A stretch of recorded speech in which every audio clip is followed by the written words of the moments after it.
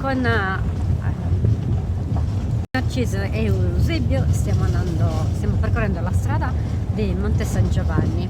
In cima a questo monte si trova la parte in cui è stato girato il film Banditi a Orgosolo, e ieri, senza saperlo, io ho filmato la moglie dell'attore principale di questo film, signora Francesca, e mi hanno detto che anche sua figlia ha preso parte a questo film. E di fronte c'è invece una conformazione che somiglia tantissimo, una conformazione rocciosa che somiglia tantissimo a Perdeliana. Tra un attimo ve li mostro. Arrivati alla sorgente Fontana Bona e adesso constateremo se è buona di Aderu. Mi hanno consigliato di mettere la mano dentro questa vasca, l'acqua è impossibile da tenerci la mano perché è ghiacciatissima.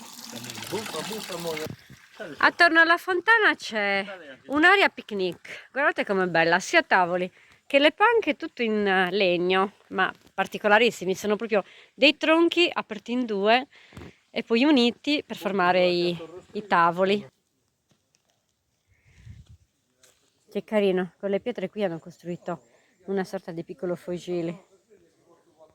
Delle piante che sono cresciute in mezzo alle rocce, ma guardate come sono belle. Da qua invece si vede il costone della roccia della montagna, imponente, altissimo, e tutto attorno questi alberi che si trovano proprio sulle rocce, ma ce ne sono tanti, sembrano appoggiati. Guardate qui come si nota proprio bene la radice enorme e il tronco così largo sulla pietra proprio.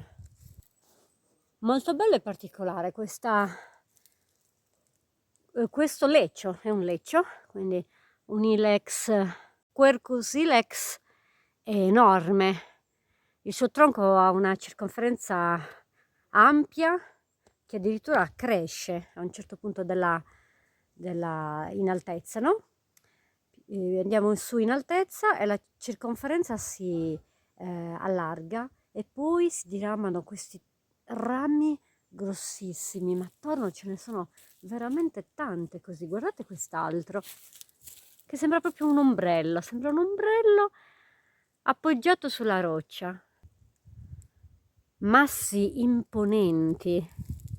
E invece quest'altro che si dirama, alla base un tronco molto largo e subito si dirama in due parti. Che carino, tutto molto molto bello, bucolico, incantevole.